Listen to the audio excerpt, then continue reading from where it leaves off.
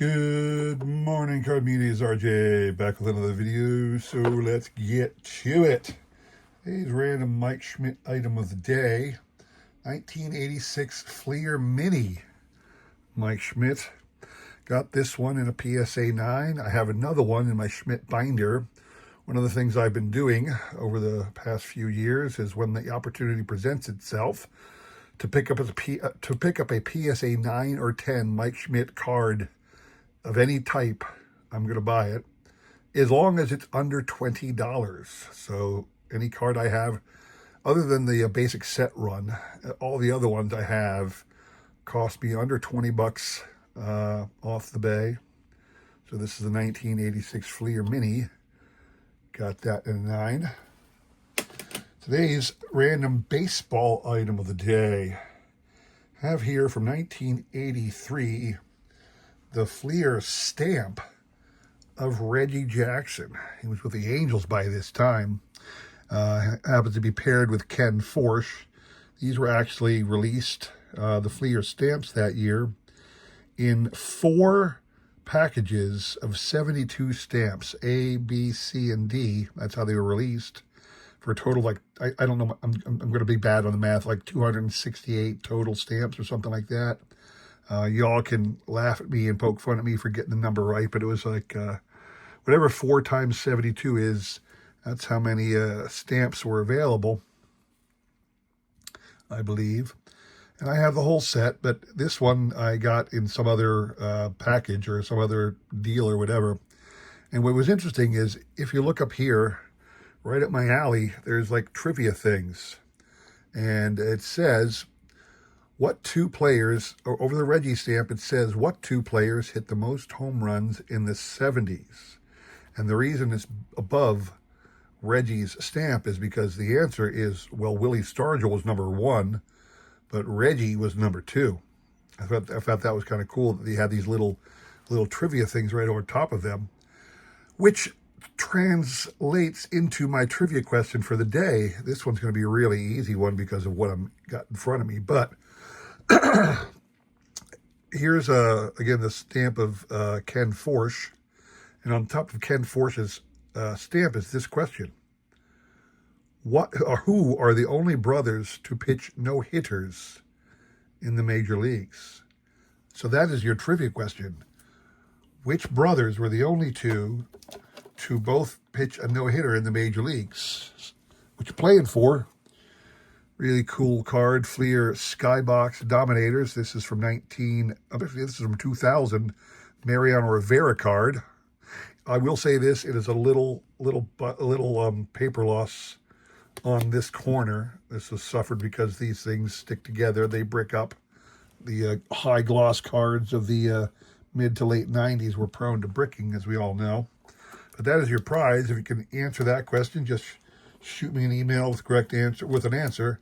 I'll include my email in the description below, along with a repeat of that question. You will have today and tomorrow to answer. We will pick a winner on Sunday, all right?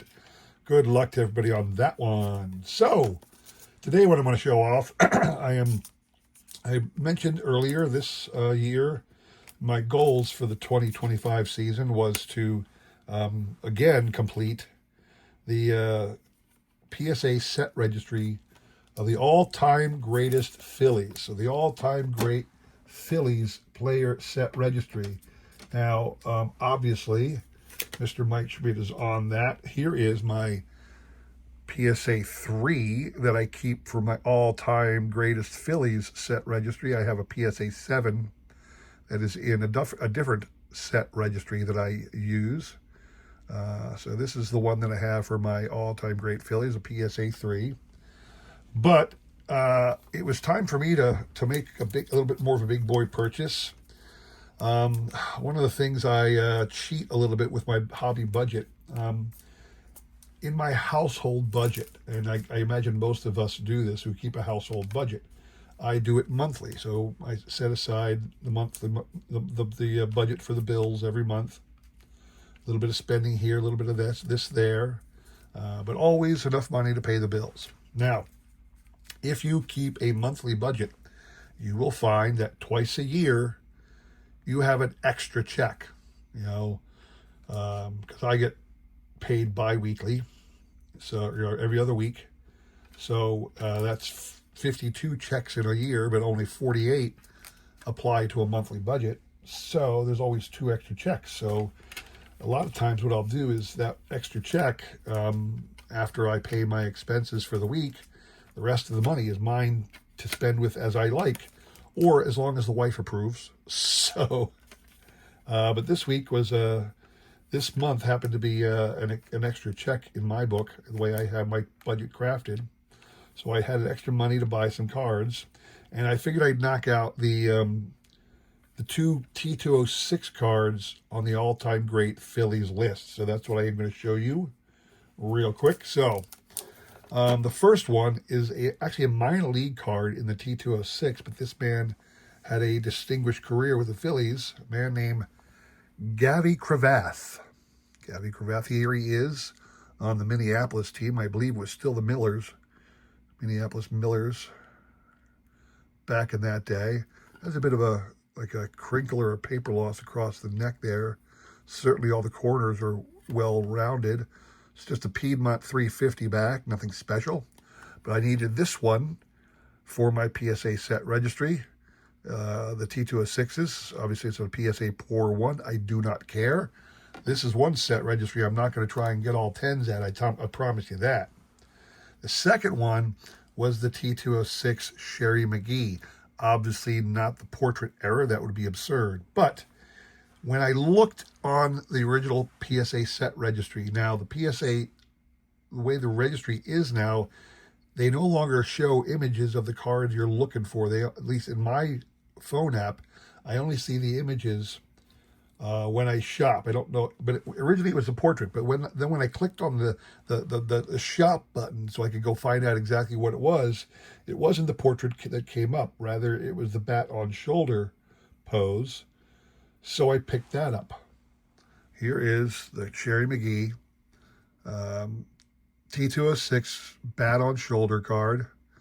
If you have a VG3 and a polar bear back, really cool to have a polar bear back. So that was a great pickup. But then when I added this to my PSA Set Registry, I realized this wasn't the card. It was, in fact, the portrait. So I got the portrait. Here is the Sherry McGee portrait. Nice PR, FAIR 1.5, but really nice. I think it's a really nice card. And on the back, it's a 150 Piedmont. This was when it went through the the eBay certification process, so it's got that stupid sticker on there.